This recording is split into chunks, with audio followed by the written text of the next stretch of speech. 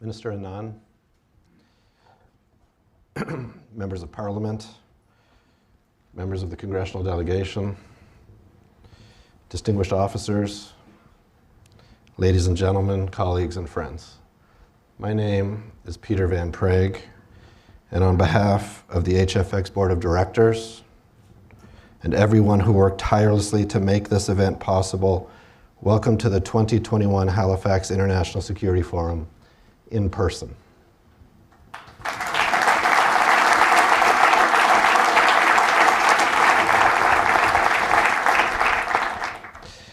The last time that I stood at this podium was November 2019, 2 years ago. It's been a long 2 years. During that time, we lost Joe Hall, our founding vice president, and my partner in crime in building Halifax International Security Forum into what it is today. ACOA, the Atlantic Canada Opportunities Agency, lost John Kavanagh, the distinguished and entrepreneurial civil servant who played a big role in keeping Halifax International Security Forum in Halifax. Canada's Deputy Minister of National Defence, Jody Thomas, lost her role model, her mom, Maxine, and also her only sister, Megan. Our revered board chair, Janice Stein, lost her best friend and husband of 55 years, Michael. And I lost my dad, David.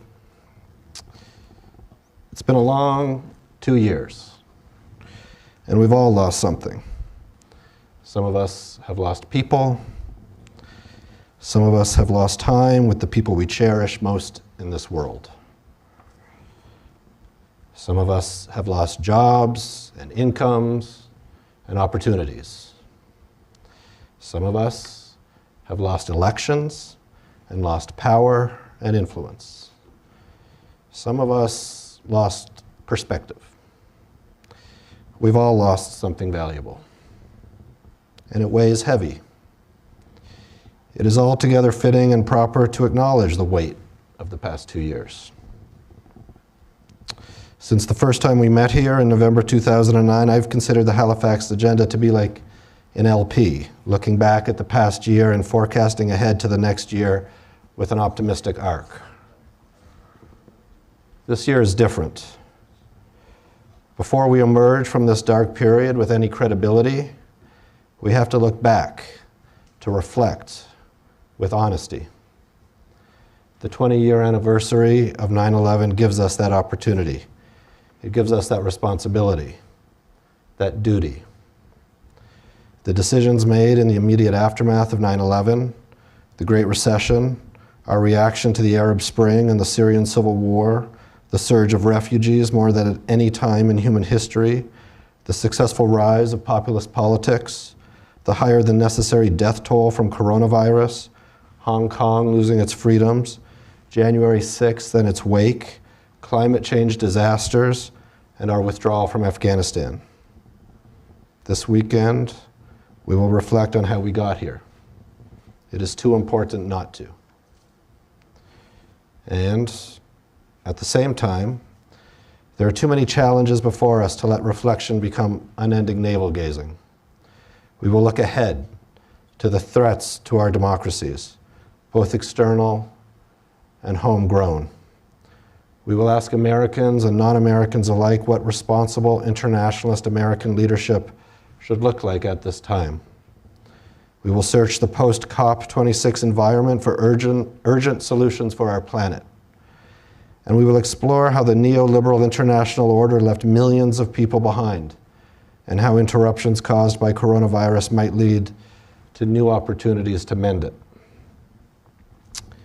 And we'll look at China, at its tech prowess, even as it significantly regresses politically. We will take a close look at China. But before we do, there are some individuals who deserve a special welcome.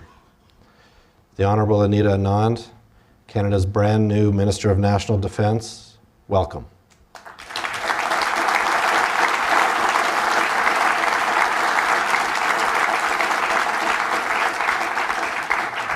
I know that everyone here is looking forward to meeting you, and it is my privilege to formally introduce you in a few moments.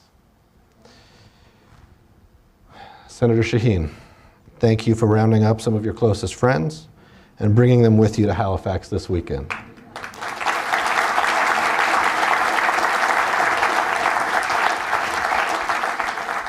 Welcome back. Your support for Halifax since the very beginning is invaluable to us. Thank you. We all benefit from your leadership. Senator Risch, welcome back. Senator Kane, welcome back. Senator Coons, welcome back. Senator Wicker, welcome back. Senator Ernst, welcome for the first time. We will make you feel welcome, and next year we hope to be welcoming you back too. There is no substitute for American leadership. The United States is present and it's engaged. Your presence, the Senate delegation, together with senior commanders from the United States military and dozens of influential experts from Washington, sends an important message to the world about just how present the United States is.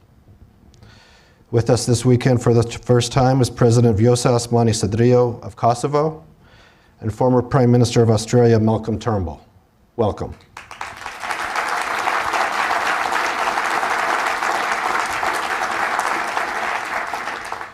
I'm very proud to welcome the 2021 class of the Halifax Peace with Women Fellowship.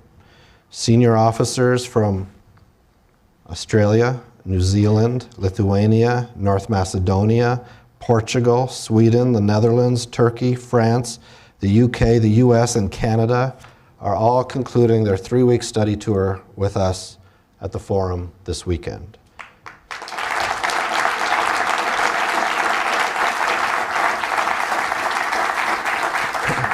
Last week, the fellows met with Prime Minister Trudeau and Minister Anand in Ottawa.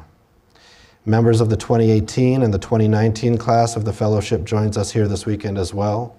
Because of the pandemic, the 2020 class will experience the fellowship next spring. Next year at this time, we will host 5 classes of the Peace with Women Fellowship here at Halifax International Security Forum. Building and nurturing this talented network of leaders from allied countries is something that we are very proud of, and you will hear more about the fellowship at dinner tonight. Fellows, welcome to Halifax. We feel your presence.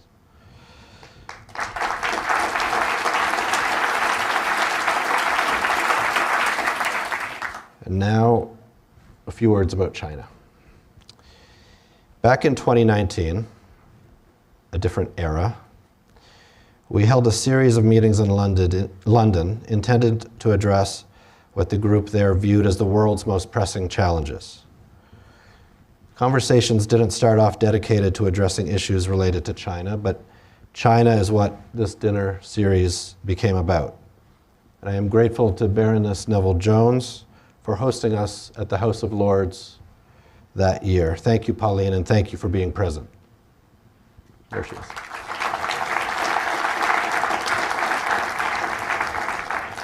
The results of those dinners and the more than 300 Zoom interviews that followed is our Vice President Robin Shepard's China versus Democracy, the Greatest Game. It's in your welcome packet.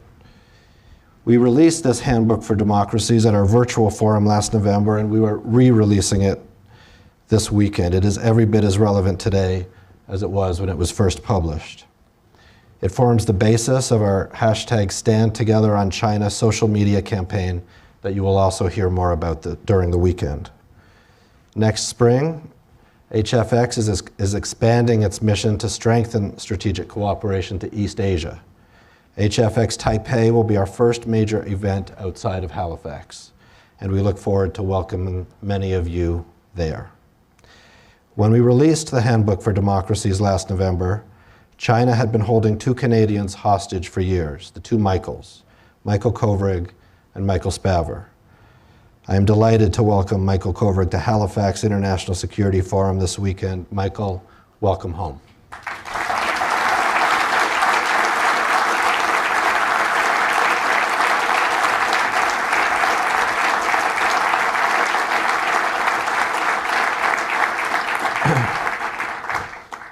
At this point in my remarks, I want to thank the people who make this weekend work.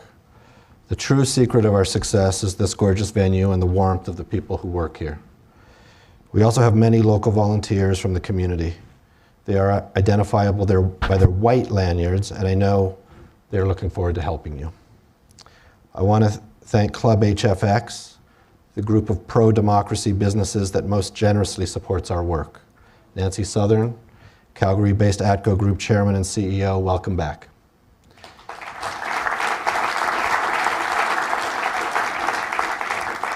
Sir Michael Arthur, President of Boeing International, welcome back. Bill McCaffrey, founder of Calgary-based Meg Energy, who started Club HFX 10 years ago, welcome back. And although they can't be here this weekend, I do want to thank Istanbul-based Ahmet Çağlık, chairman of Çağlık Holding, and Ankara-based Savaş Erdem, CEO of Oyak, for their steadfast membership in Club HFX as well. Together, Club HFX ensures that the work we do here this weekend and throughout the year will continue. In short, without them, there would be no Halifax International Security Forum. Nancy, Sir Michael, Bill, and senior members of their teams will be identified this weekend by their gold lobster lapel pin. When you have a chance, please thank them for their very generous support, like this. Thank you for your very generous support. Thank you also to NATO. Your support since the beginning has been fundamental, and I'm glad to have Admiral Bauer with us this weekend.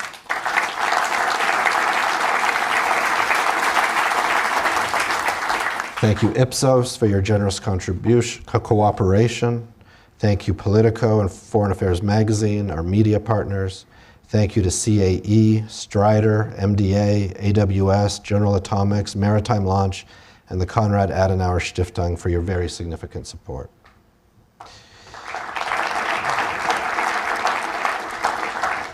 Thank you to the Government of Canada, the Department of National Defence, the Canadian Forces, and the Atlantic Canada Opportunities Agency.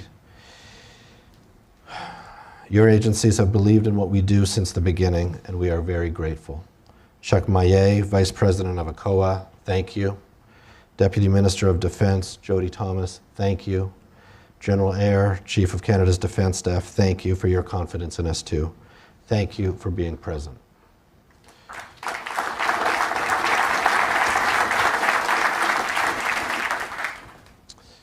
Sorry, hold up the program. This program is not only beautiful.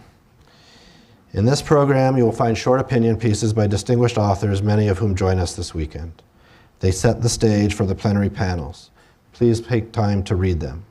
I want to thank our agenda working group who worked with me during the summer months to ensure all major issues were addressed. Please use social media to convey your thoughts throughout our on-the-record sessions. Our hashtag is hashtag HISF 2021, HISF 2021. Please do not use social media during our off-the-record sessions. I want to thank our board of directors. Janice Stein, our chair, thank you for your leadership. Ambassador Mark Lippert, our vice chair. Amit Tachildiz, treasurer, thank you for your commitment and for being here this weekend. I want to introduce new board members, Kolinda Grabar-Kotorovic, the fourth president of Croatia, Dr. Luis Rubio, founder of the Mexican Council on Foreign Relations, and Japith Omojuwa, author and founder of Alpha Reach in Nigeria.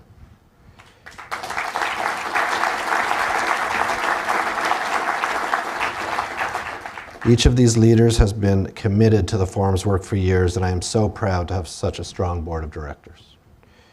I also want to thank Major General Tammy Harris and Cindy McCain, both of whom recently concluded their terms as HFX board members. Thank you.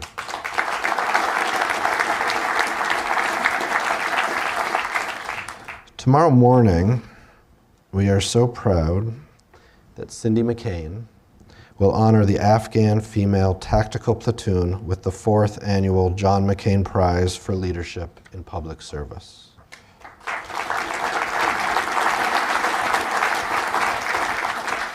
Tonight, at the gala dinner, we will be honoring Cindy McCain for her unwavering support of the Forum's mission and its work. Cindy has dedicated her life to improving the lives of those less fortunate, both in the US and around the world. Cindy has traveled to every corner of this earth, including during conflict, to support vulnerable civilians.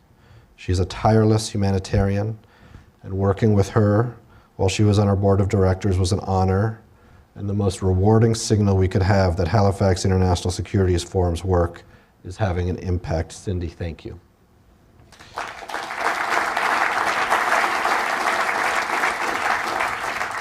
Tonight, you will join other distinguished people and organizations here this weekend who, like you, are committed to our mission to enhance cooperation among the world's democracies.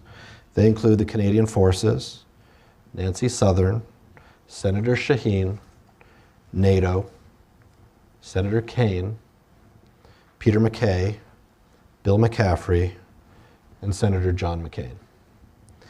As many of you know, Senator McCain was a close friend to Halifax International Security Forum. His memory here at Halifax gives people everywhere, not least of all in his home state of Arizona, the courage to stand for freedom and democracy. In the packet you received in 2019, there was a pencil inscribed with the words, "Present, not permanent."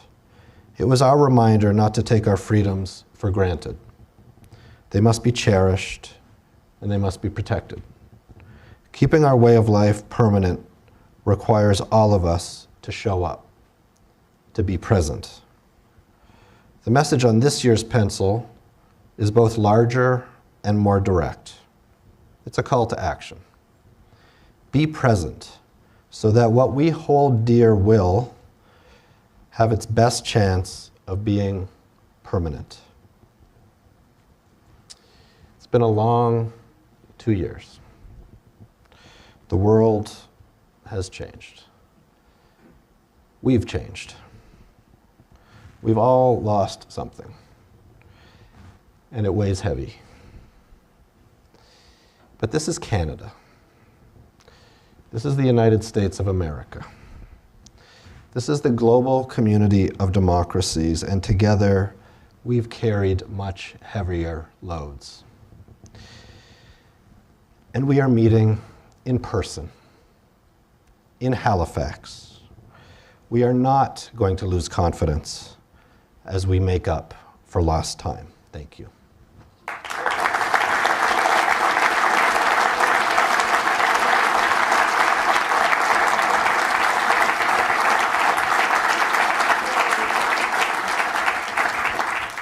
Thank you. Ladies and gentlemen, you've traveled here during a pandemic and entrusted us with your personal well-being. The local community has entrusted us with its well-being. We don't take that responsibility lightly, and I want to tell you about the safety protocols that are in place.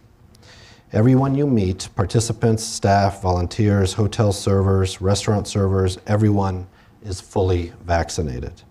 Fresh air is being pumped into this room all day. The program is designed for giving you as much space as you need, but you must wear a mask at all times, except when you are eating, drinking, or speaking on stage. And please, please be mindful of others as you enter and exit this room. Keep your social distance. It is our priority to keep you safe. Now, it is my distinct privilege to introduce to you the single individual for keeping millions of Canadians safe during the pandemic. The Honourable Anita Anand was re-elected in September and appointed Canada's Minister of National Defence 3 weeks ago. Before entering politics in the 2019 election, Minister Anand was a law professor at the University of Toronto, Canada's leading university, where she held the J.R. Kimber Chair in Investor Protection and Corporate Governance. She is the author of a number of books on corporate law and has taught at Yale, at Queen's, and at Western. She represents Oakville, which is just outside Toronto, but she was born and raised in Nova Scotia. Between 2019 and 2021, she was Minister of Public Services and Procurement of Canada. What does this mean?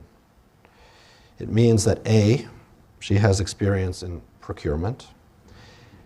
And B, during the pandemic, Minister Anand was responsible for successfully procuring life-saving vaccines against the coronavirus for 38 million Canadians. She is personally responsible for saving thousands of lives. Saving lives, procurement. Minister Anand is very well prepared for her new assignment as Canada's Minister of National Defence. It is my privilege to invite Minister Anand to the podium. That's right.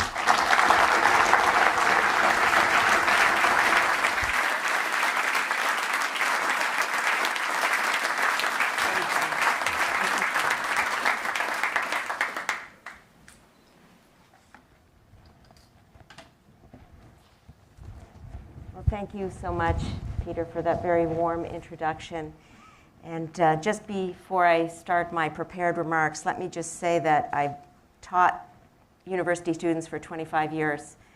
And by the end of that 25-year period, I had memorized all of my classes because you're teaching the same subjects over and over.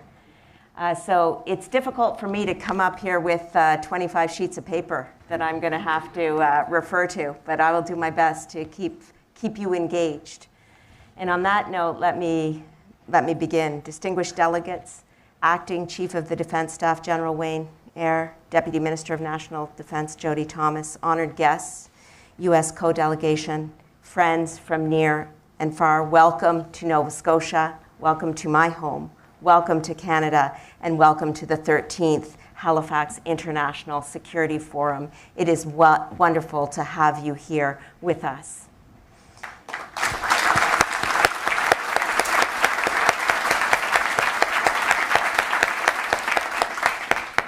Bienvenue. And I'd like to acknowledge that we have come together today on the traditional ancestral territory of the Mi'kmaq people. Before we begin, I want to provide you with a brief update on the situation in the interior of British Columbia. This is a very difficult time for our neighbors out in the west. Dramatic mudslides and floods have cut off roadways, railways, and supply chains. And these conditions pose a grave danger to the safety of communities and critical infrastructure. They've led to the declaration of a state of emergency in the province of British Columbia. And in such crises, we know that Canadians will always come together to support one another. 2 days ago, on November 17th, a Canadian Armed Forces reconnaissance team arrived in British Columbia to assess the situation. And right now, Royal Canadian Air Force helicopters are conducting damage assessment. And last night, soldiers from the Immediate Response Unit based in Edmonton arrived in Abbotsford, British Columbia. And I want to assure you and Canadians at large, especially those in British Columbia, that we have thousands more personnel on standby ready to support the province. Our Canadian Armed Forces and the entire federal government will continue to do whatever it takes to step up in this time of need. As a daughter of Nova Scotia, I want to say how happy I am to be back home. As Peter mentioned, I was born in Kentville down in the valley shortly after my family emigrated here in 1965. After going to school and growing up here, I returned to study law at Dalhousie University. Some of my closest friends still live here, and I come back as much as I can to visit our family's cottage in Chester. I have extremely fond memories of this province. You probably can tell that from my smile. It is my birthplace and it is my home. Laissez-moi tout d'abord commencer en remerciant Peter Van Praagh et toute l'équipe de Forum d'Halifax ici sur la sécurité internationale pour le travail extraordinaire qu'ils ont accompli pour organiser le forum de cette année. And as Peter mentioned, we live in a time of relentless change. Indeed, that video was a stark reminder of what we have all experienced over the last 2 years. Stability clearly has become difficult to maintain. And our challenge is to understand this constantly evolving environment. And we need to anticipate, we need to adapt, we need to act in the face of current and emerging threats. And at the same time, we need to pose the question and seek responses to this question: how can we be a force of stability in such an unpredictable world? I will examine 3 key issues confronting our country in responding to this question. First, cultural change in the Canadian Armed Forces. Second, equipping our military. And third, peace and stability at home and abroad. First, cultural change in the Canadian Armed Forces. Canada has always striven to be a force of stability around the globe. This is clear from the mere existence of this symposium, but beyond that, your lives have been dedicated to peace and stability and multilateral relationships. Our armed forces have consistently played a key role in this mission. But in order for Canada to be that force, our own house and our institutions themselves must be in order. At this time, one of the key challenges that we face is from within. There is a crisis of culture, of confidence in our Canadian Armed Forces. And it is a crisis of misconduct that has resulted in broken trust. And I want to be clear that this is not just a woman's issue or a survivor's issue. It's an issue for all of us. Those who are harmed are not women alone. This crisis is hurting morale and recruitment in the Canadian Armed Forces. And I believe that in order for our military to be effective, our troops must feel safe, they must feel protected, and they must feel respected wherever they are, whatever they are doing. Thus, my top priority as the Minister of National Defence is to build and oversee cultural change in the Canadian Armed Forces in a positive and enduring way. Pourquoi? Parce que nous avons l'obligation de protéger ceux et celles qui protègent notre pays, pour qu'ils se sentent appuyés, respectés et en sécurité. Pendant trop longtemps, un trop grand nombre de membres de nos forces armées ont subi des préjudices aux mains de notre propre institution. Ils ont été abandonnés par des personnes en qui ils auraient dû pouvoir avoir confiance. Ils ont été victimes de nombreux actes préjudiciables, notamment de misogynie, de racisme et de discrimination. Canadians should be eager and proud to wear the uniform, and the public should, in turn, be able to have trust and confidence in their military. Rebuilding that trust is crucial. And along this journey of transformation, I know that there are so many members of the CAF who are eager for this cultural change to occur. They want to be the change. I take my hat off to you.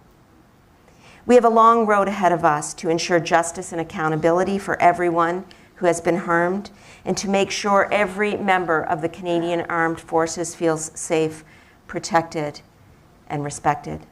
And I am ready and have begun this work. In one of my first acts as Minister of National Defence, I have accepted in full the external recommendation to move the investigation and prosecution of military sexual misconduct cases out of the military and into the civilian justice system. Moving these cases to the civilian authorities is an essential step forward in building trust and confidence for survivors of sexual misconduct. This move demonstrates that we are serious, I am serious, and committed to transparent institutions free from conflicts of interest. This is a first step. There's no quick fix that will make these problems go away overnight. Et dans le cadre de mes efforts pour régler ce problème systémique, je consulte directement des survivants, des experts externes, des employés de la Défense nationale et des membres des forces armées canadiennes afin de changer la culture de cette institution. Though our military faces serious challenges, our Canadian Armed Forces, without doubt, form a crucial element of our nation's fabric. This past year is reminder enough alone. Let us examine some of these contributions and the importance of equipping our military. Since the outset of the COVID-19 pandemic, the Canadian Armed Forces have done whatever it takes to help the people of this country. In the early days of the pandemic, we all remember them so well, and Peter's remarks are a testament to the suffering that Canadians and citizens of this world experienced. But it was our military that brought Canadians home from regions overseas suffering from COVID-19 outbreaks. Under Operation Laser, the Canadian Armed Forces helped to protect vulnerable Canadians in 54 long-term care homes in Quebec and Ontario. And I want to pause to just think about that service. People were dying in those long-term care homes. That was where the most number of deaths were occurring. And where were our armed forces? But in that very place of devastation, helping the elderly of our country. Through Operation Vector, our armed forces helped distribute and administer COVID-19 vaccines across the country. And as Peter mentioned, this time was especially meaningful to me because I was serving at that moment as the Minister of Public Services and Procurement.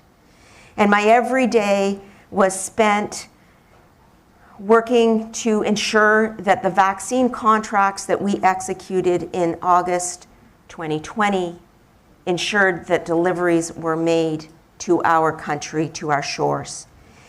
And we procured millions of doses for Canadians. How did we do that? How did we end up leading the world in vaccine procurement and administration? A large part of gaining traction with our vaccine suppliers was to ensure them that deliveries that came to Canada would in fact be distributed to the provinces and there administered. And we needed to show that we as a country are ready. The Canadian Armed Forces were key in this project. They are the personification of readiness. For example, in total, the Canadian Armed Forces assisted over 100 Indigenous communities with COVID-19 mitigation efforts, including by rolling out vaccines to 40 remote and northern communities. And it was Moderna in particular that we had to assure that we wanted to use that vaccine in our northern communities, and we had the ability to do that with our Canadian Armed Forces. Et sans le cadre de l'opération Globe, nos militaires ont livré des fournitures humanitaires, y compris de l'équipement de protection individuelle à nos amis et voisins, les Caraïbes et en Amérique centrale. À un moment, nos militaires sont appelés à servir dans les conditions nouvelles et difficiles. Je suis déterminée à faire en sorte qu'ils disposent de l'équipement, de la formation et du soutien dont ils ont besoin. Our commitment to our military is best encapsulated by our government's defense policy: strong, secure, engaged. Unlike defense policies released by previous governments, our Liberal government's defense policy is fully costed, fully funded, which means that our military can count on sustained and reliable investments that meet the demands of evolving security challenges. Rather than cutting back on defense spending, our government has pledged to grow our defense investment by more than 70% between 2016 and 2027. We will not waver in this commitment. Our national interest demands no less. Despite the global pandemic, we are still on track to increase our defense spending from $18.9 billion in 2016-17 to $32.7 billion in 2026-27. And despite supply chain issues and other industry challenges, over 90% of our major capital equipment projects are on schedule and on budget. We live in times that require Canada to step up, and we are doing just that. Just a few kilometers away from where we are standing is a shipyard that has already built 3 new Arctic and offshore patrol ships. 2 more are in production, and one, the Canadian-built HMCS Harry DeWolf, is circumnavigating North America as I speak. Our government's commitment in our armed forces is ironclad, and we will continue to invest in this institution in close cooperation with our allies. Turning to our allies, Canada has no more important ally than the United States, and I thank the U.S. co-delegation for their attendance here and their continued support of this important conference. Thank you. Thank you for coming. And let me say that Canada has no more important ally than the United States. Alongside our American partners, our government is making the investments necessary to modernize NORAD, a system that has kept Canadians and Americans safe for over 60 years. Our government's most recent budget lays the groundwork for NORAD modernization by making new investments in situational awareness, modernized command and control systems, research and development, and modern defense capabilities to deter, to defeat aerospace threats to this continent. And the discussion of NORAD leads to my third and final theme this afternoon: peace and stability at home and abroad. Let us begin by examining the work Canada is doing with our allies to protect peace, stability, and freedom beyond our own neck of the woods. For the last 70 years, the rules-based international order has underpinned the stability of our world. From this world order has flowed unprecedented prosperity, security, and despite Peter's words about the last 2 years, optimism. Optimism. Optimism based on multilateral partnerships and alliances. And it is today's accomplishment that the rules-based international order is one that we must ensure remains for the years to come. But at the same time, we need to acknowledge that this order is under strain.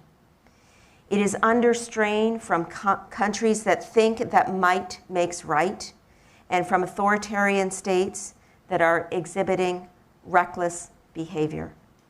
Face à ces défis, il est plus important que jamais que nous soyons solidaires de nos alliés et partenaires et que nous veillions à ce que le multilatéralisme demeure solide. Canada's position is clear. Rather than giving up on a system that has kept us and the world safe and prosperous, we reaffirm our commitment to it. For Canada, this means increased cooperation with our Five Eyes partners, NATO allies, the United Nations missions supporting peace and stability. We favor cooperation in the face of escalation. Aux 4 coins de la planète, la feuille d'érable qui orne l'uniforme de nos soldats, de nos aviateurs, de nos marins incarne cet engagement. Around the globe, on the uniforms of soldiers, aviators, and sailors, our Canadian maple leaf represents this undying commitment. In the Indo-Pacific, Canadian military ships, aircraft, and sailors maintain a solid presence. Under Operation Neon, we are working alongside our partners to enforce UN Security Council sanctions against North Korea. And through Operation Projection, Canadian warships work in lockstep with our partners to maintain a meaningful and interoperable allied presence in the Indo-Pacific region and around the world, as we saw with the sail-through in the Taiwanese Strait. In Central and Eastern Europe, our forces are hard at work, supporting Allied assurance and deterrence measures. Currently, Canada leads one of NATO's 4 multinational enhanced forward presence battle groups to deter Russian aggression in the Baltics and Poland. Canada also commands the standing NATO Maritime Group 1 with HMCS Fredericton as the flagship, and it is participating in a NATO enhanced air policing mission in Romania. And importantly, ever so importantly, in Ukraine, Canada has been present since 2015 under Operation Unifier, training thousands of members of Ukraine's security forces to help the country remain sovereign, secure, and stable. Through Operation Impact, our forces continue training and building conditions for stability in the Middle East. And right now, Canadian Armed Forces and civilian police officers are working with the United Nations in South Sudan, the Democratic Republic of Congo, Mali, Cyprus, Haiti, and the Middle East. Dans le cadre de l'initiative ELSI, nous contribuons à accroître la participation des femmes et leur leadership dans les opérations de paix. Et par l'entremise des principes de Vancouver, nous avons incité plus d'une centaine de pays à agir pour mettre fin au recrutement et de l'utilisation d'enfants soldats. Now let's move closer to home, where Canada and the United States continue to expand our cooperation on continental defense and in the Arctic. We are working together, for example, to enhance Arctic security through multinational activities like Operation Nanook and Exercise Arctic Edge. To ensure that our North remains strong and secure, we deeply value the expertise of those who know the region better than anyone else, those who call it home. Indigenous peoples, territories, and provinces have played a central role in developing Canada's Arctic and Northern policy framework. Our vision for the future of a region that is so crucial, so important to our planet. And while conventional security challenges are a very serious concern, some of which I have described today, we are facing a security challenge that will define our generation in climate change.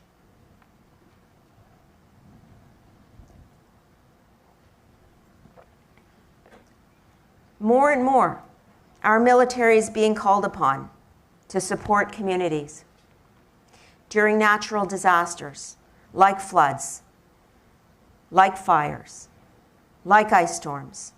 And since January 2020, our armed forces have responded to 12 provincial requests for assistance during natural emergencies across this country, including one this week in British Columbia that is set to last for at least 30 days, and if needed, longer. It is clear that the effects of climate change demand both a crisis response and a long-term strategy.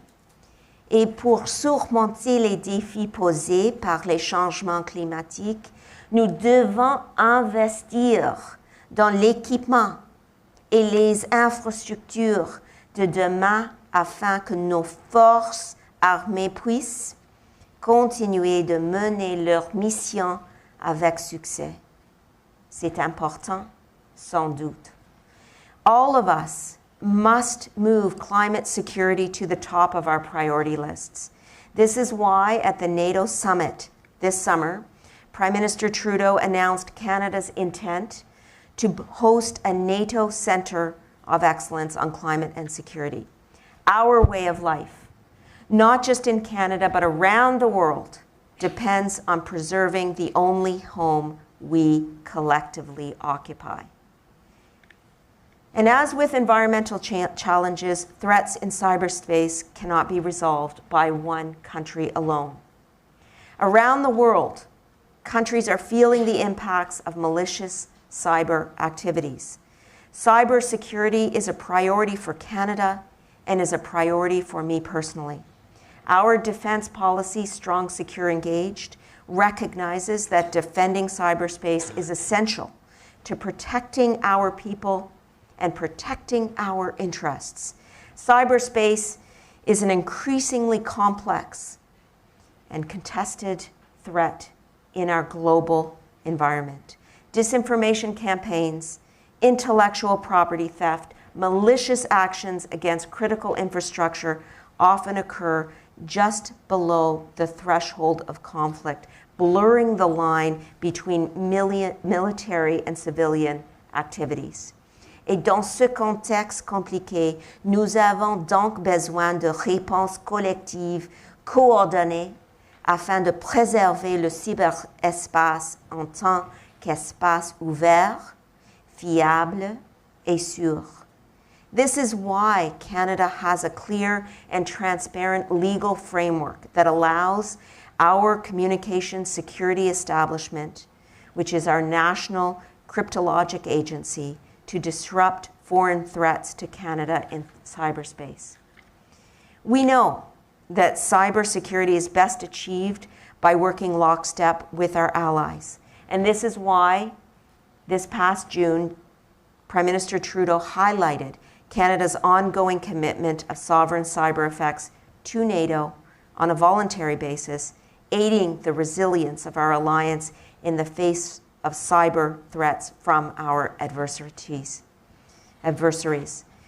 Beyond operating in cyberspace, Canada and our allies and broader partners must not be afraid to clearly define and defend the rules of responsible behavior in cyberspace. In July, we joined NATO and Five Eyes allies in calling out the People's Republic of China and its state-backed actors for compromising an estimated 400,000 exchange servers. And we will continue to work alongside our allies to protect our citizens and our institutions from these unacceptable acts. In short, cyber security is fundamental to our national security. Delegates, friends, colleagues, the world is facing complex and pressing security challenges, and Canada is no different.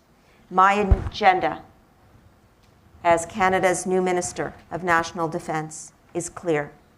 1, my work begins with leading a transformative and lasting change in Canada's military culture to ensure that the institution can continue to carry out its mission.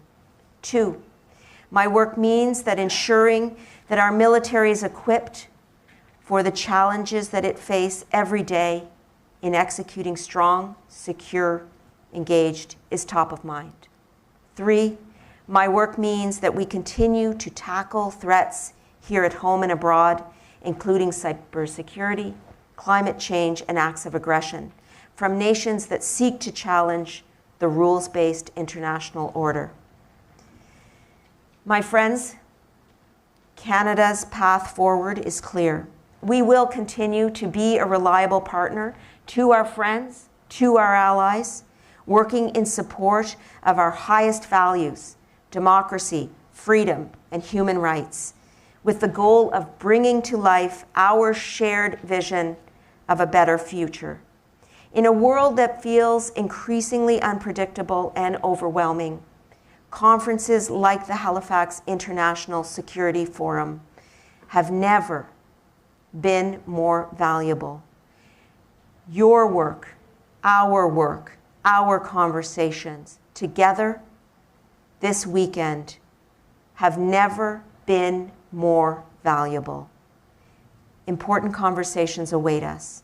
They allow us to think critically and clearly and to build stability in a world of flux.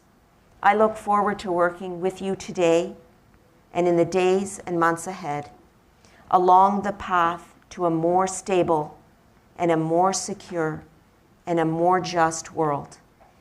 This is our collective responsibility, and this is my commitment. Thank you so much.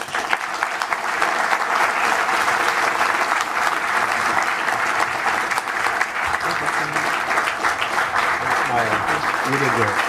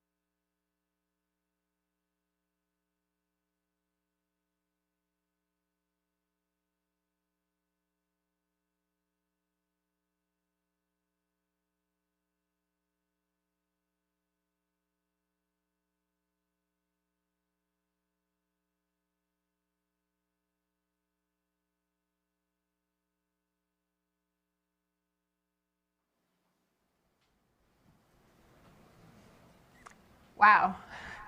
How do we follow that? Those were some very, very powerful images. And this is a very powerful room. And so I'm just very thrilled to be here, here at the Halifax Security Forum in person once again. My name is Louisa Savage. I'm executive editor at Politico. We're so proud to be a media partner here with the forum. We were proud even last year when you were virtual, proud to be here in person. And I'd like to thank Peter Van Praagh. I'd like to thank Laura Bridge and Robin Shepard and Janice Stein, the chair, for all the work they've done, the mountains they've moved to bring you and us, all of us here to tackle these issues today. So thank you for your amazing work to make this happen once more. Today we're talking about after the fall. We have an incredible panel. We're going to start with a few minutes with Senator Jeanne Shaheen, Democrat of New Hampshire. And then we'll follow a panel with President Grabar Kitarovic, a former president of Croatia, and Janice Stein, professor at the Monk School, former founder of the Monk School and also chair of the board here at Halifax.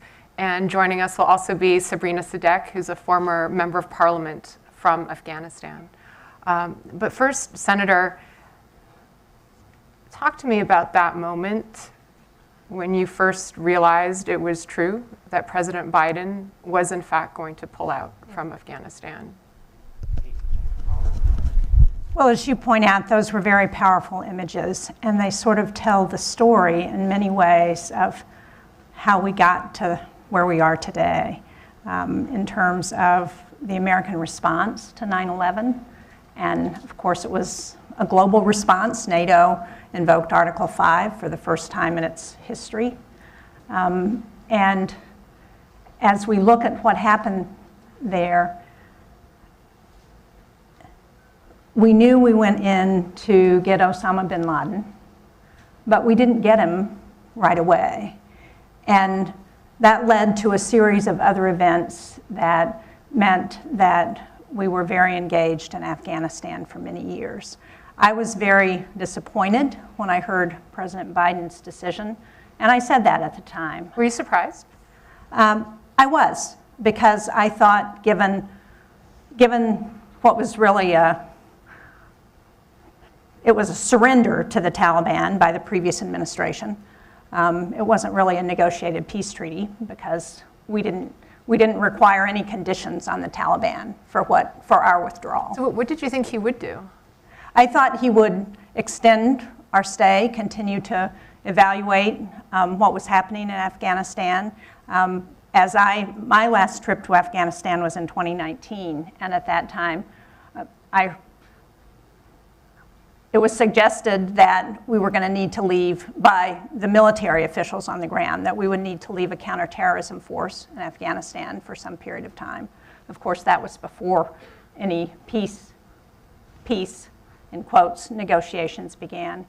And so I thought it would be important to do that, to help us continue to evaluate and to see, because the Taliban had really reneged on any commitments they had made. While they weren't attacking American soldiers, the fact is they were continuing their relationship with Al-Qaeda and other terrorist groups. So given all that, what do you think made the president make this decision, from what you know? I think I don't want to speak for the president. What he said was that it was a war that there was no way to win, and so that it was important to leave. Have you had a chance to talk with him about it? Not specifically about his decision. So you are the most senior woman, the only woman on the Senate Foreign Relations Committee. And what we didn't see in those videos that I remember so strongly from those days after 9/11 were the first images I ever saw as a young woman of women in Afghanistan, of them in burqas, of them being beaten by the Taliban. Right. You've spent a lot of time working with women in Afghanistan. What is next for women in Afghanistan? I think for me that is one of the biggest tragedies of where we are today. Not just those Afghans who helped America and our allies during that 20-year war, but the women and girls who saw what it was like to be able to have freedom of movement, to go to work, to go to school, and now to have all that taken away. I mean, that is such a tragedy. And as an international community, we have a responsibility to keep the spotlight on what's happening in Afghanistan. So tell me, what are you doing in the Senate? What can the U.S. Senate do to support women and girls' rights in Afghanistan? Is there anything you can do? We don't have a lot of leverage, clearly. But I had a conversation after the president made his decision. I had a conversation with a number of Afghan women. And one of the things they said to me that I won't forget is they said, you know, we know the United States is pulling out, but we need for world leaders, for the president, for the United Nations, for world leaders to continue to speak out about what's happening to women in Afghanistan. And that's the very least we can do. We also need to make sure that there's humanitarian aid that can go to women and girls. As we watch the pictures coming out of Afghanistan right now, the malnutrition, the devastation that is being felt by families in that country. Again, I hope the international community and certainly the United States should feel a responsibility to do everything we can to try and get aid to those people who are so desperate. Well, you've been a stalwart voice on this for some time. Are you finding support among your colleagues? Are you finding support across the aisle? Is there anything at all happening in the Senate?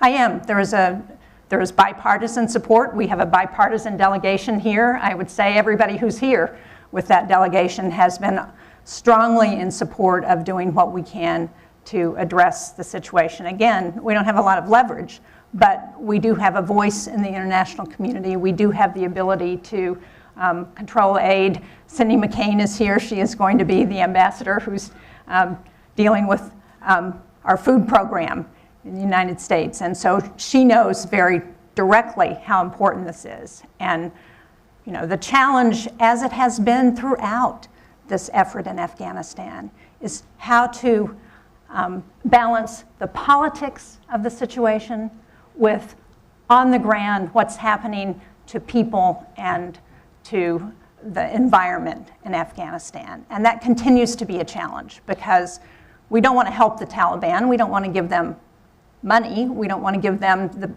the ability to siphon off funds and aid that's going to the people of the country. But it's going to be hard to get aid where it needs to go without some cooperation from the Taliban. Absolutely. And so we'll be opening the discussion up to the panel. I'd like to also welcome Sabrina Sadek, from former MP from the Parliament of Afghanistan, to the panel. And I'd like to remind the audience.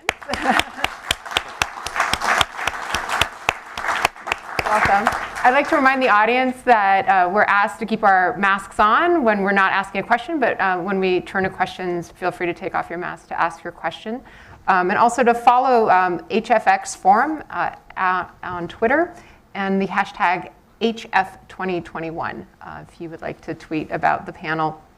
Sabrina, so tell us, what is going through your mind at this moment? What do you want this group of powerful people from around the world to know, and what do you want them to do to help the women and girls in your country? Well, Senator Shaheen had mentioned a lot of what I wish to say, and I appreciate that.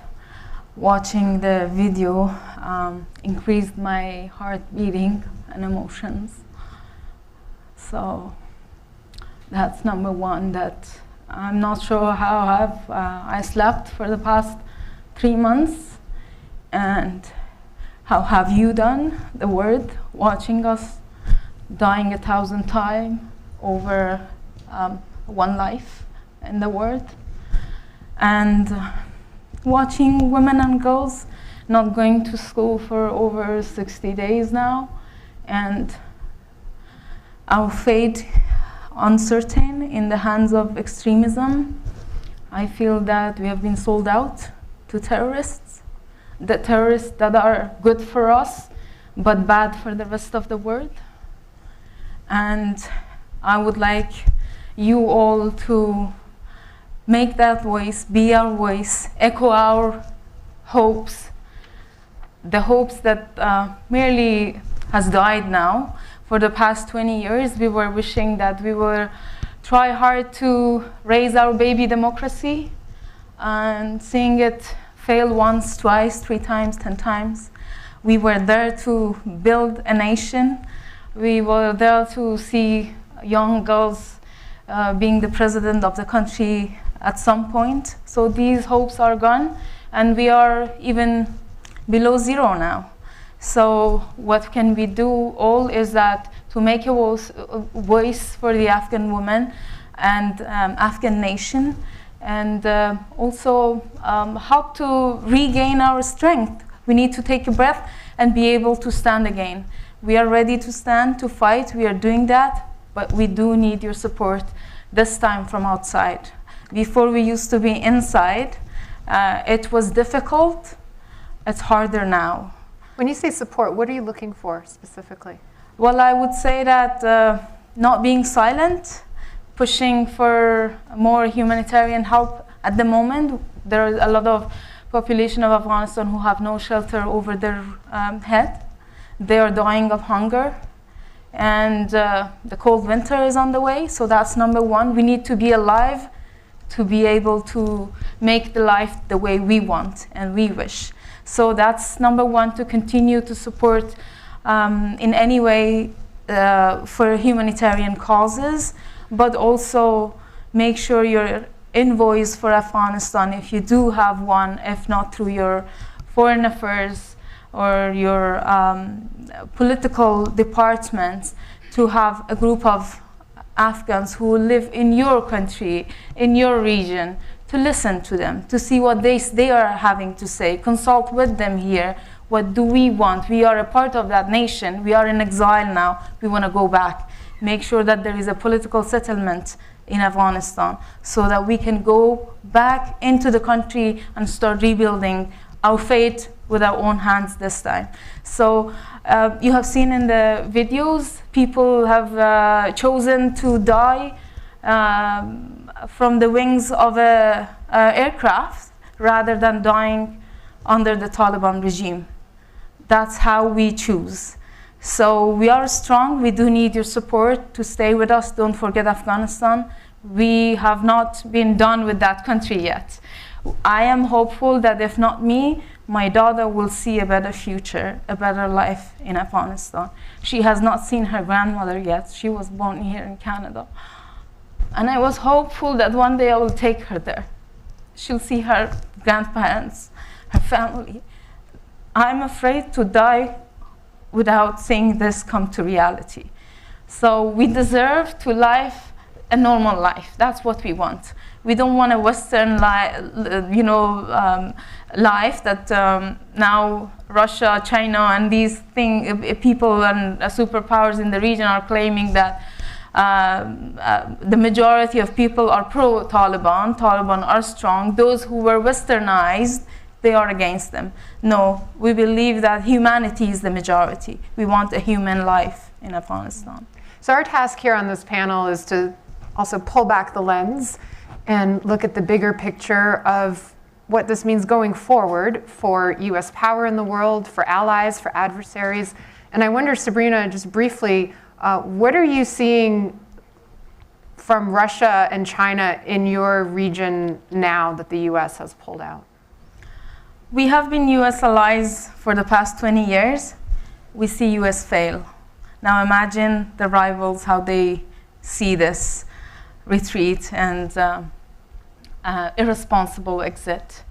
So if we as the women who were standing by the word to see democracy, taking its roots in the country, we feel we are failed. So in terms of our region, China, Russia, Iran, Pakistan, these are all the rivals of the US. They claim or they are happy to have their traditional leadership role in the region.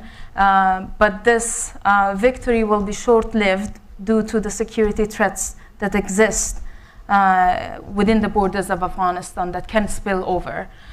So the region itself is a very problematic region, I would say. There are countries who have access to nuclear power, and adding a terrorist group ruling a country, that make the issue even bigger. So I would say that it was an irresponsible exile that make many countries in our region, my neighbors, our neighbors, happy to see that happen.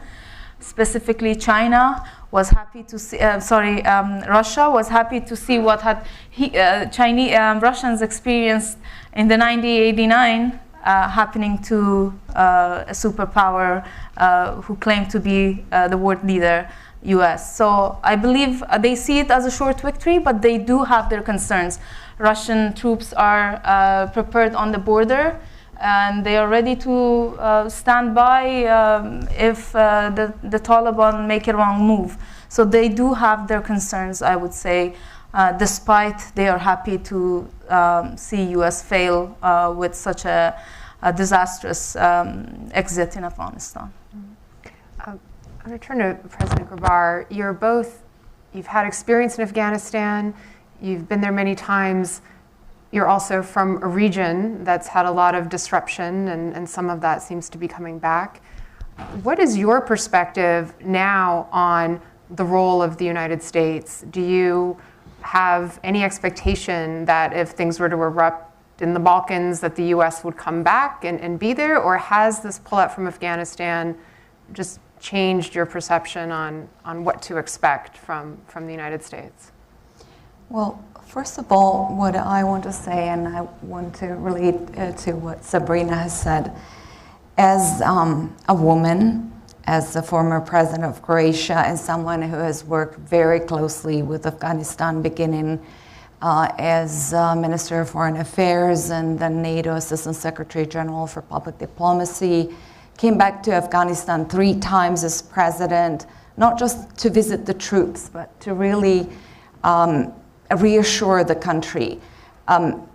Personally, I feel deeply disappointed and I feel ashamed that we let you down, because we kept telling you that things can go forward and that we will work it out. But what I want to underline, for anyone who questions the validity of the intervention in Afghanistan in the past 20 years and all the lives and everything that has been invested, believe me, from someone who lived through the war in Croatia, Bosnia and Herzegovina, etc., and then in Afghanistan, yes, it has been worth it. It has not been in vain. Look at Sabrina here. It's not just about what she looks like, which unfortunately the media mostly focuses on. It's about the way that she thinks. And thinking about Afghanistan, I think that women and young people, educated people at universities were our biggest gain, because they are still the ones who support what we want to achieve in Afghanistan. Not to perhaps remodel the kind of democracy that we see in the West, but the rights of all, and in particular, the rights of women. So again, personally, I feel a little bit disappointed, but the outcome, quite honestly, we all knew that we could not stay in Afghanistan forever. And I remember the timing back in 2014 and 15 when we were transitioning from ISAF to a Resolute Support Mission. On the one hand, you see that the Afghan people were tired of what they perceived as foreign occupation. And on the other hand, I could see that they were terrified, because throughout the years of what we were doing in Afghanistan, we made the country and the people dependent on us, and they did not really believe in their own strength to resist the kind of these pullback or centrifugal forces that we see with the Taliban today. So there was a lack of motivation and all of that. So we can discuss forever whether the timing was right, whether I think that we did not make mistakes in terms of strategy, but we didn't make mistakes in terms of tactical moves. We could have discussed things a little bit more among the allies. But ultimately, the fact of the matter that even today under the Taliban regime, the Afghan people live a lot better than they did 20 years ago. So there were huge gains in terms of not just security, but life expectancy, education, the right to vote, business, healthcare, and all of that. And we were really starting to build not a nation, because it's not up to us to engage in the business of nation building, but we were giving Afghanistan a chance to build their own institutions. Now, we can discuss where we went wrong in terms of building institutions, but when you relate back to what you call the Balkans, and I don't like that term, right. because it's the connotation, it's war, dissipation, bloodshed, etc. So I prefer to call it Southeast Europe. But you know what we're looking at right now, it's all lessons learned from Afghanistan, from Iraq, from Libya. And I'm a diplomat myself. I'm a student of international relations. I'm currently writing a PhD thesis on the responsibility to protect civilian population. But I have to say that, kudos to the military. From what I have seen, in order to stabilize a region, first and foremost, you do need a military intervention in one aspect or another. If you think of the Dayton Peace Accords that brought peace to the so-called Balkans or Southeast Europe, yes, but the precondition, first and foremost, was the fact that there were military gains by the joint Croatian and Bosniak Muslim forces in Bosnia and Herzegovina, aided by NATO, air raids and NATO assistance, that you have had NATO and other international presence in the country, in Bosnia and Herzegovina, for years and years in order to create the kind of peace and security that provides the conditions for stability. So in order to proceed further, we cannot disengage military action, the so-called hard power, in what we do as politicians and as diplomats in order to provide for conditions for lasting peace and security. Well, so this, what you just said, is just the perfect setup for what I wanted to ask Professor Stein, because Professor Stein wrote a very provocative essay to frame up this panel, and you said, quote, "The first lesson is clear. Democracy promotion must be an exclusively civilian activity." So how does that square with what we've just heard? You can probably tell by the tone of that essay that I too feel ashamed. We let you down. And that's a moral responsibility for all of us, frankly, for everyone in this room. We made promises, we didn't keep them. We made commitments, we didn't keep our word. So there is a reckoning, and Peter, you said in the introduction, it's a time for honesty, because it is not a strategy to make promises that you cannot keep. It undermines the moral fiber, frankly, of democracies when we engage in this kind of behavior. So that's the first comment. The second comment, so I want to get to that, Lisa, I'm sorry, but the second one is I do not believe that the reputation of the United States in other parts of the world will suffer. Just because we've done work for years and we find governments make decisions about what the United States will do or what China will do by their own regional interests. And they don't reason back from other countries in different situations. So that's what the evidence tells us, and so that's why I make that comment, Senator Shaheen, frankly. But that doesn't deal with the issue.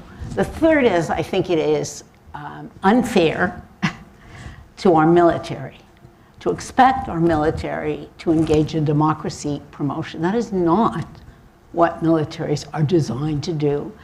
And it's not, it deeply is unfair, and I think we have to be very, very careful when we ask our militaries to undertake missions with no clear objectives, no clear purposes, and no sense of how open-ended these missions will be.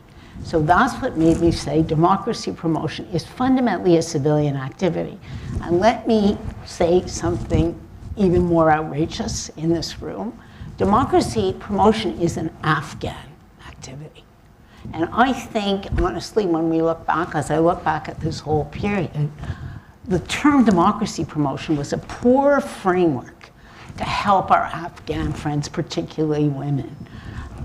There are deep, deep local traditions and local institutions that you know only too well. And Afghans were not in the lead throughout most of this period in defining the way forward for them. I think that's something that we take forward. The final comment is there is an agonizing debate going on among Western democracies about humanitarian aid. And for me, we have to separate the humanitarian issue here. We have children and women and families that are on the verge of malnutrition and famine, and meeting those needs in the timeliest way, it seems to me, again, is an imperative. Whether it helps the Taliban or it hurts the Taliban has to be put to the side, given that we are partly responsible for these conditions. You're nodding. Should we be sending aid to the Taliban?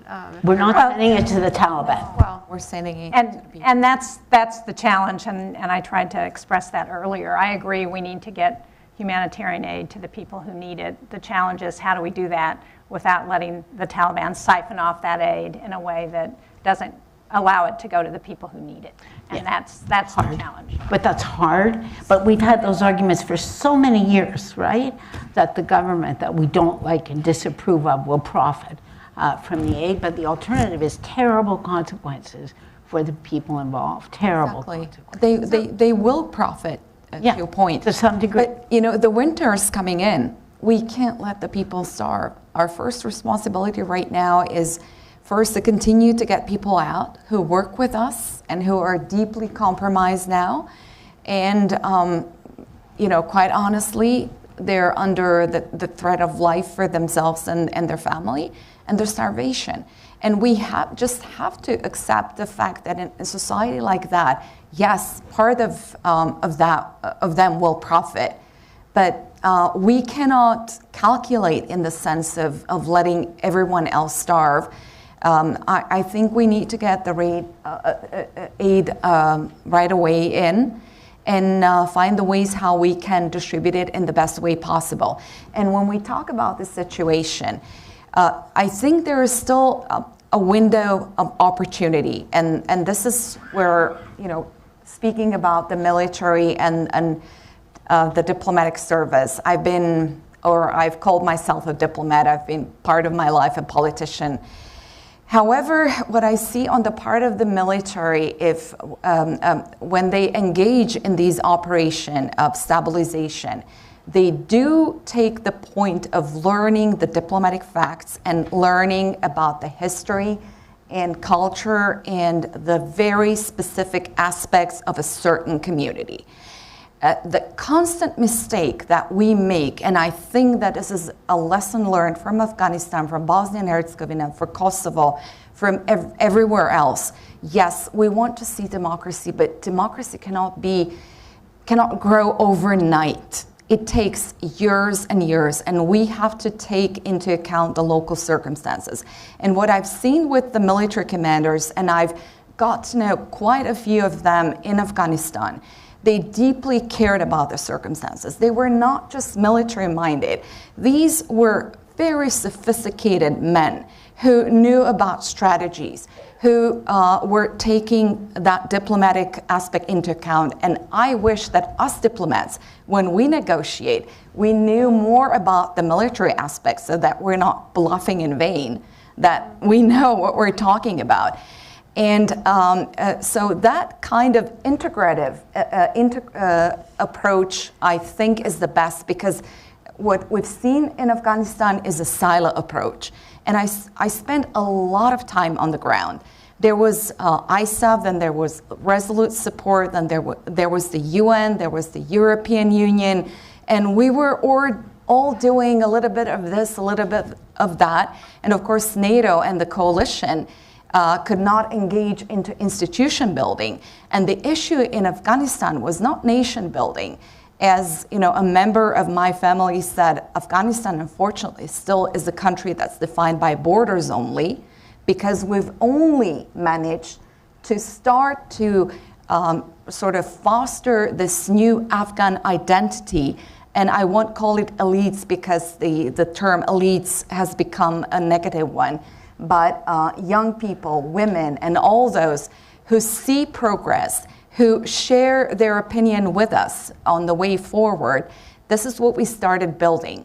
But what we failed to do is, apart from building security institutions, and I'm not saying this was the job of NATO or the coalition, most likely this was perhaps the job of the European Union, for instance. This is where I regret why the EU was not more forceful, is to build the stable institutions to be able to support the whole intervention and the goals that we shared with Afghans themselves.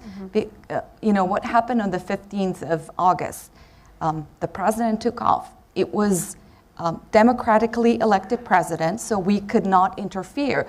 But for me, as someone who was under sniper fire, who hid in basements during air raids, if my president had taken off, I would have lost any motivation to fight further.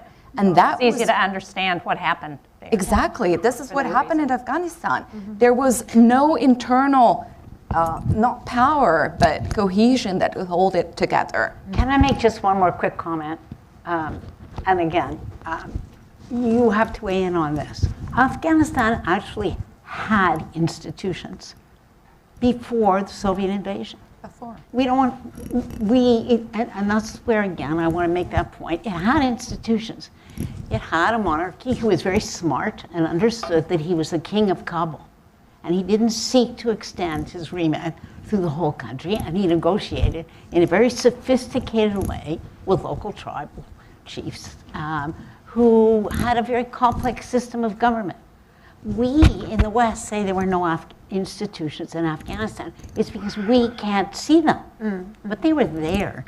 The Soviet invasion disrupted it and broke it apart. And then internal war broke out, and then we did it again. Well, before we go to the audience in just a second, I did want to just take one nuance on your earlier point about the role or not of the military in democracy promotion, which is, what is the role of the military in defending existing democracies? And I'd like to ask you, Senator Shaheen, if China were to take Taiwan by force, is that something where the United States should then respond militarily? Well, as you know, that's a policy that's still being debated in the United States, and that's a civilian policy that needs to be determined before we would send the military in. So I'm not going to comment on what that is, because we have this doctrine that dates back decades that doesn't take a position on what we would do, but certainly suggests that Taiwan is an ally, and the People's Republic of China, needs to be careful about extending its hegemony throughout not just Taiwan, but throughout the whole South China Seas and that part of Asia. Professor Stein, is there a role for the military in defending democracy, or would this just end up in nuclear war? I think it's an entirely different question, frankly. It's not, these two subjects, our strategy in Afghanistan and our strategy versus Taiwan and China are entirely different. There are arrangements, there is it's not correct to call it a full-scale defense pact, but there are commitments that successive presidents have made. And there are also commitments that successive presidents have made to the People's Republic of China on this issue. It really is an entirely different issue. And look, when we went into Afghanistan, we didn't go in to do nation building. That was not, at least my understanding of why we went in. We went in to get Osama bin Laden. and the terrorists who attacked the United States. And as I said, we weren't able to get him because of the warning that he was given by the Taliban and Al-Qaeda. And so that led to a series of other decisions about what we were going to do there. So, and I encourage you to raise your hand if you have a question. And before I go to the audience, you have called for an investigation into the whole war. What went wrong, what went right? Well, a commission to look at what happened there. And so that we can hopefully learn the lessons. What is it that you want to know? What don't we already know? I mean, there have been books, there have been leaks, there's been so much. What is it that you want to know that you don't already know? For example, when we didn't get bin Laden, then how were decisions made about what our strategy should be in Afghanistan going forward? I can tell you as a woman and an American, I think it was hard to continue to have a presence in the country and see what was happening to women and girls, for example, to not have them in school, to not have them have freedom of movement. And so, we stood up and took those positions as allies in Afghanistan, and that led to other circumstances. So the promises that we talk about.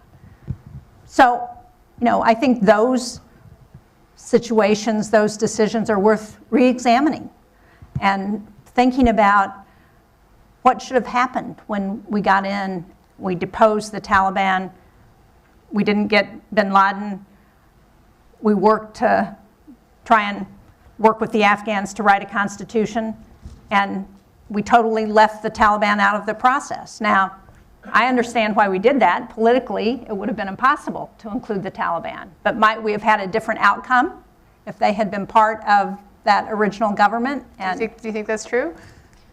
Well, I think not only we failed at war in Afghanistan to defeat Al-Qaeda and terrorist groups in there, but also we failed at the peace process. So the main issue I would say need investigation is the peace deal and the peace process rather than the war strategies. That's gone. What went wrong and caused to this chaotic situation was the peace process.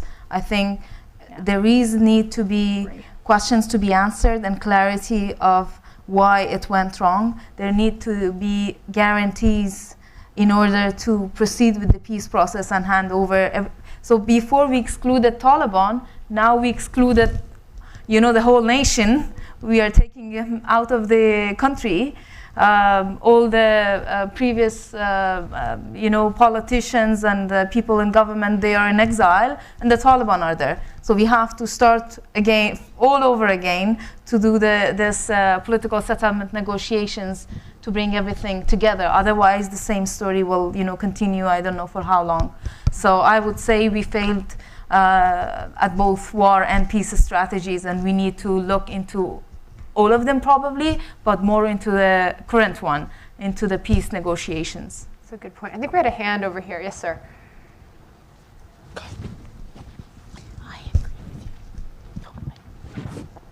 Thank you. My name is Andriy Shevchenko. I'm a former ambassador of Ukraine to Canada, and my question will be in the spirit of Professor Stein's critical self-assessment.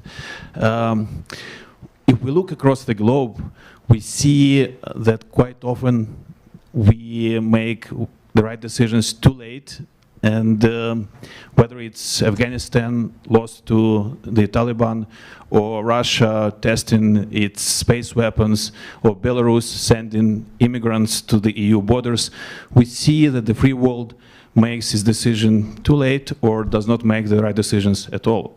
So the question is there something wrong about the decision-making process, or are we just too overloaded with the competing challenges? And I guess the big question is how we are going to fix this. Would like to tackle that? Senator? You're nodding. No, well, I'm not nodding, but you're suggesting that in a democracy it takes too long to make decisions, and that's one of the challenges that we have? I mean, that's what it sounded to me like you were saying. Yeah, if I could just add, it's not only that decision-making is inevitably slow in democracies for good reasons, It's that often there is a temptation to make a promise or commitment without thinking through in advance what the consequences are if those commitments are challenged. And that's I'd like very to hear hard also, for a democracy. I'd like to hear from the former president who's actually had to make the decisions. You know, democracy is the most complicated system at all. You need consent. You need for people to agree. But, you know, what you said is, I think overall, in terms of when we look at the geopolitical situation, the US, the European Union, NATO, etc., we've been too reactive. And probably, you know, talking about Afghanistan, yes, we have achieved what we set out to do back in 2001, and that is to remove the threat of Al-Qaeda and the terrorist threat to our societies. Now, the question, of course, is to preserve these gains in terms of continuing to remove any kind of serious terrorist threat to our societies, but also to Afghan people as well, and preserving the gains in terms of achievements in democracy. But if you look at NATO, if you look at the transatlantic relationship, throughout the years, unfortunately, Afghanistan lost the focus of what we were doing there, because it was really about the Afghan ownership. And this is what the military commanders in these initial phases of stabilizing situations, and you know, you asked about established democracies, there is no need for military intervention. Yes, there were institutions between the Soviet Union came in, but from my personal experience, Afghans long forgot about them. Even today, 65% of the Afghan situation is under 25 years old, which means they don't remember the Taliban, what we call 1.0. So we have Taliban 2.0 today, but we also have Afghan population 2.0 who lives in a different environment of education, of rights, of social media, of information that we're able to spread, and of really genuinely thinking about their rights. But you know, what about NATO? What are the existential threats to our societies? I think that probably one of the aspects that was in the back or in the forefront of the mind of the decision makers was that unfortunately Afghanistan became a distraction in the sense that we were putting so much effort into that operation that had no end in sight, because it was all about Afghan ownership that wasn't coming in, again coming back to the fact that we should have invested a lot more into building the institutions and the civil society to support the democratic system. But now NATO is facing these challenges that come from different domains, artificial intelligence, connective and disruptive technologies, space warfare, the fact that we need to concentrate on the way forward of how we're going to focus on the issues that are important for the alliance to continue to be not just the most successful alliance ever, but to really be fit for purpose, and that is collective defense of the transatlantic territory. But I want to go back to your question, because as you know, democracy is messy and it does take time. So what's the alternative? Yeah. Right now, the alternative that's being presented to the world is China's alternative, an authoritarian government that they say is better because democracy does take too long. And we don't necessarily get clear-cut decisions all the time. And I, for one, we're going to hear that in the next panel, I think. I, for one, don't think that's a better way to address the challenges that the world faces. Can I also add a very small point here? But the point is that to make sure that the continuity of it, right, the efforts, even if it's handed over to the nation themselves to build it, which it should be that way, not to, you know, retreat and go backwards. So what makes us really fearful is that how can we trust, you know, to such a process and accept support and help from other parts of the world to build democracy and to do nation building, and you won't be left alone at some point with nobody on your back. So we, the women of Afghanistan, we took the risk. We went to the streets. We tried hard to change laws, bring change in the society to the norms. We took the risk without having institutions to do this for women. There were many institutions in place, but they were run by men. There was no gender perspective in it, so it was very difficult for us to do so. So we took all those risks. At the end of the day, the first victims are again us. So it's really important to build trust, not to use the policy of wait and see, but rather being active and predict and consult ahead of time and prepare. So we have a proverb saying that don't step into the water without knowing how deep is the water, right? So we have to make sure that to know everything about what we are going to do in a society, especially with extremist groups, for example. Like at some point, I would say that I agree that it's very difficult without military intervention to help build and sustain democracy in regions which has extremist groups within that societies. But then what is the alternative is that to make sure the process is long-lasting. So 20 years is nothing for building democracy. How come the world get tired of building that democracy in Afghanistan? We were just tasting it.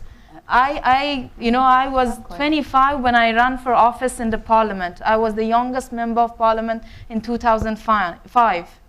So I took 20 years of my life to taste democracy. And then after 20 years, they took it away from us. They said, well, it was tasty, but it's not for you. So Afghans don't deserve this. Afghans deserve to be handled by a political, extremist group. Not political, extremist group. So I think the sustainability is really important, and also monitoring mechanism to make sure that accountability, would be in place. So if Afghanistan lacked ownership, I think there were duplicate policies which did not push for accountability and ownership in Afghanistan. In one hand, you want the Afghan to take the ownership of the peace process, but in the other hand, US goes and sign a deal with Taliban without having the support of the government, the current government. We had no say in that deal. So at the end, that's the result. That's what we see what had happened to us. So, and I don't think that this is something easy that we can forget. It's just playing with the fate of a nation.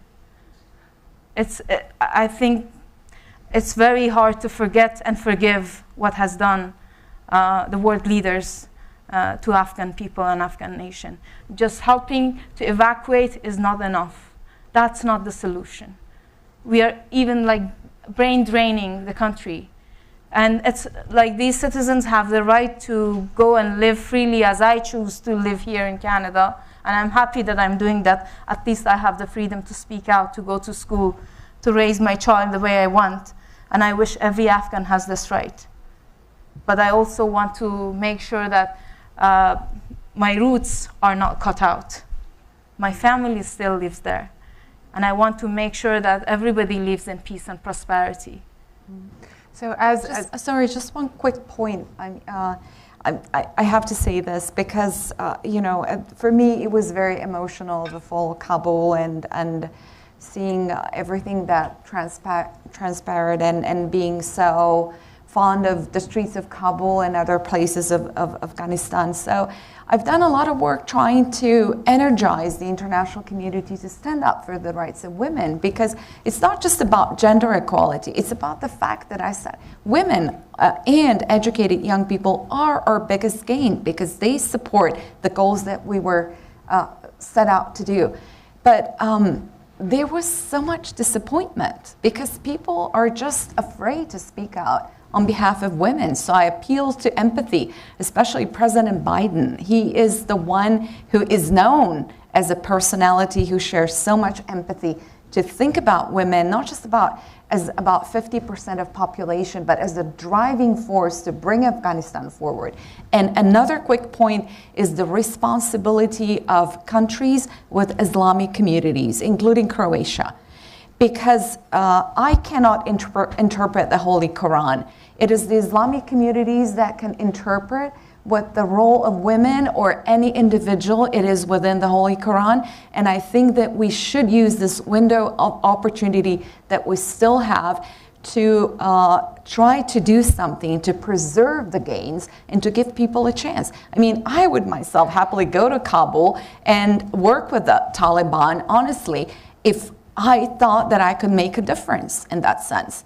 And I hope that we can continue working together to give people a chance, preserve the gains for which our troops, our men, servicemen and servicewomen have given their lives for, and the 20 years of intervention that, again, I say were not in vain, because I witnessed the progress and the changes. But that, frankly, if we're talking frankly, means engaging with the Afghan government. Exactly. Yeah. Yes. If we're serious. Well, I know Peter McKay had a question, but he's going to have to save it for dinner because our clock has wound down. Thank you all so much for your truths and for your passion and your wisdom. And I hope we can continue this conversation as a group throughout the day, because I think it's one of our most important conversations happening on this planet right now.